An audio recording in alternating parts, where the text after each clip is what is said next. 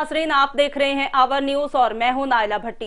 Bulletin का आगाज करते हैं इलाकाई खबरों के साथ। District bureau chief Ahmad Khan Kosa की रिपोर्ट के मुताबिक Pakistan railway traffic yard staff association Multan division Sama Satta zone में एक हंगामी मीटिंग हुई, जिसमें मरकजी सेक्रेटरी जनरल जफर इकबाल जोया, मरकजी secretary information Zafar Khan Baloch, divisional सदर सरदार आबिद खान बलोच, सरपरस्त आला अख्तर खान गुरमानी, सदर Khanewal zone Riaz Hussain Rao Akbar Khanewal, chief organiser Malik Rashid Ahmad, सदर Sama zone Mian Hanif Pirzada, general secretary Shahid Ghauri, सदर बखर जोन नईम शौकत, मलिक सईद, मलिक यासीन, सुल्तान रईस, अहमद मलिक, अब्दुर्रहमान शामिल थे।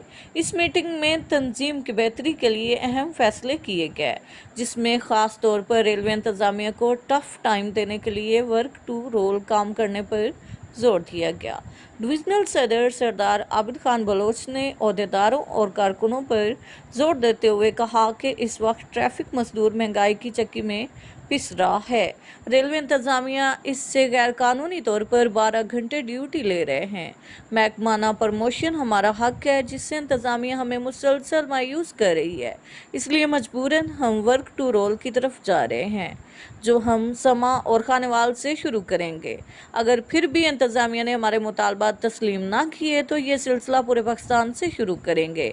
मुल्तान डिवीज़न में गेटमैन से पॉइंट्समैन प्रमोशन के लिए तकरीबन 14 साल से मुंतज़िर हैं। पॉइंट्समैन से कैबिन मैन प्रमोशन भी रुकी हुई हैं।